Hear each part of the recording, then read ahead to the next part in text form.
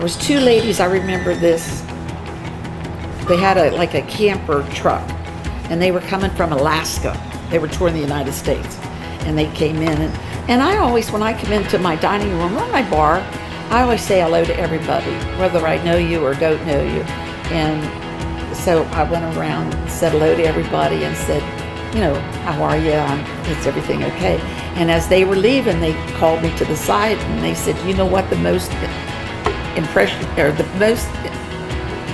we liked about the place, and I thought they were going to say the food, and they said, was you coming around and making us feel welcome. We didn't feel like a dollar sign in your place.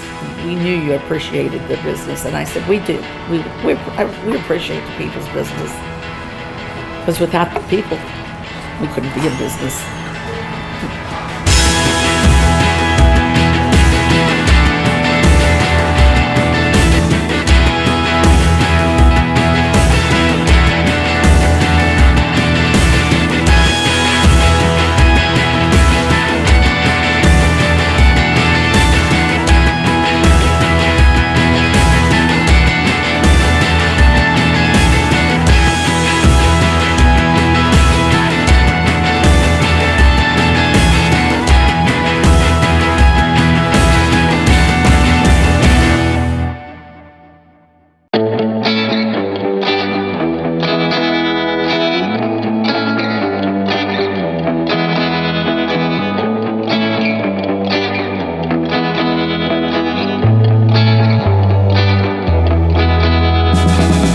Back in the day, it was like one of the restaurants to go to, and it was decorated in red velvet wallpaper on the walls, very colonial, very prestigious. Okay, so it started out, we wanted it as a country flair. I married my husband, and he was partners in with us, and we had a '57 Chevrolet we had got together, and we thought we'll do the 50s thing. So we had it decorated, we took the Western stuff away, country Western stuff away, and went with the 50s theme. Yeah, we used to have car shows. I'm sure some of the patrons remember that. They would come and park in front of the rooms, and on a Sunday, it was all day long, and the people would come here, and the restaurant was open, and it was all like the 50s cars, these classic cars. My husband and I decided to retire, so he's retired totally, I'm semi-retired. And then David and Dylan took it over, and they went with their theme of sports. So now Dylan's in the picture. He graduated from college, and he wanted to come back and help his dad and help us out. And now he has his theme here, which is the Aviator.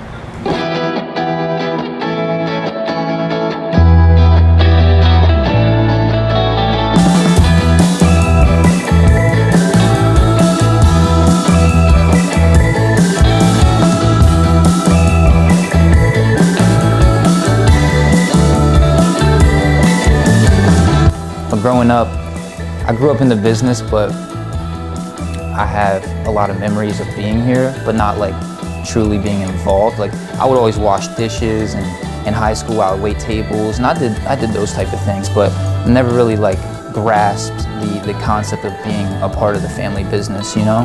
Literally, we've seen a ton of change in a positive way since we started doing the rebrand and the new renovations. And then as we started, you know, the curbside appeal, renovating the outside, getting the front done, new doors, just getting everything clean and tightened up a little bit. We're kind of back in the prehistoric age as far as marketing, because it's advancing so fast. But he's brought that aspect of how to get our message out and get the notoriety we need. And it's definitely changing real at a fast pace. You start seeing more people come in, you know, so you can look and you can identify, okay, well, 100 people came in this day, now we have 125 on average coming in, 140 or whatever that number may be. Well, we definitely have seen an increase, for sure, so we know we're doing something right.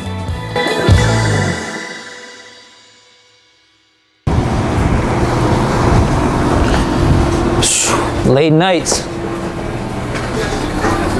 This is the norm, man. 11 o'clock on 11 o'clock on a Saturday night.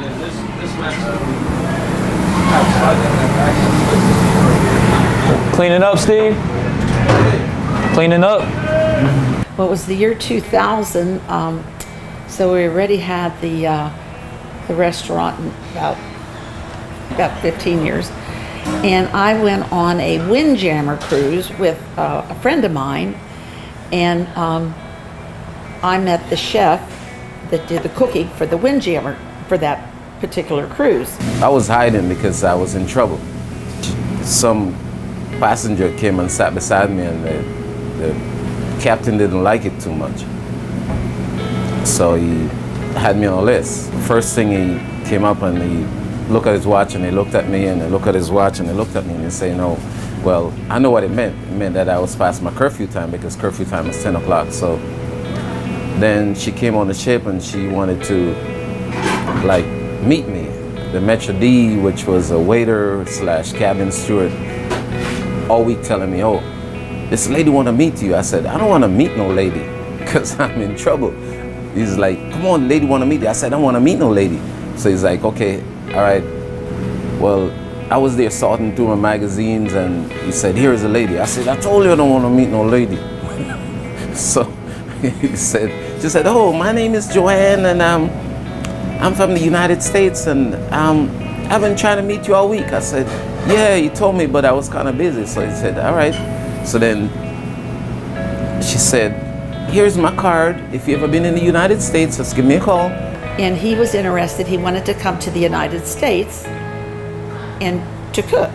So I told him about our restaurant, and he said he would be interested in coming here. So we exchanged addresses.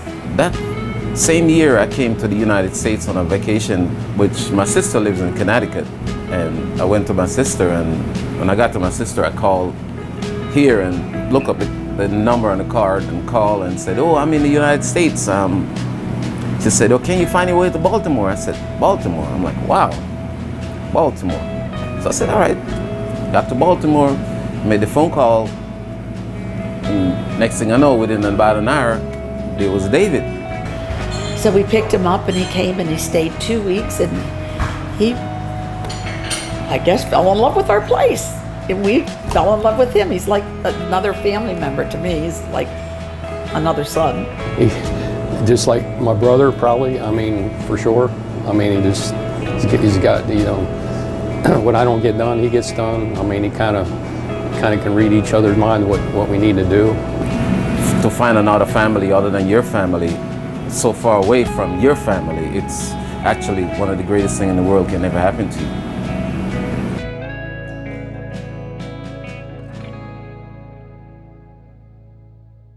Here we go. 1, 2, 3, 4.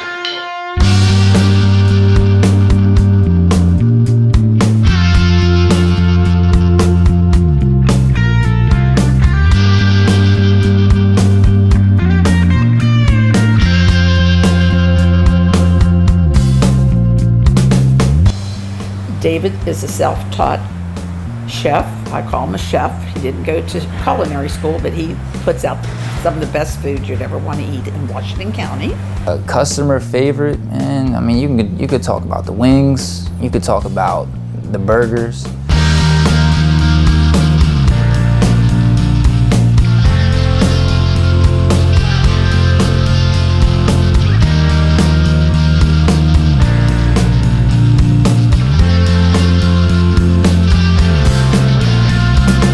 Taco salads. We got the big taco shell, the salad inside, the chips, and the salsa. And we make really good crab cakes. That's one thing that we're known for. Also, a hidden secret, our specials, the oyster sandwiches, to die for. Hooked up with a couple friends of mine that were chefs at a local country club. They kind of took me under their wings. I worked with them for about close to a year. And kind of got a crash course in culinary arts. They came here when we opened this business and worked for me for about 2 years. So I got to learn, got a lot of knowledge from those guys. kind of trial and error, a lot of that. Can't believe I've been doing it for 30 couple years, but time flies when you're having fun.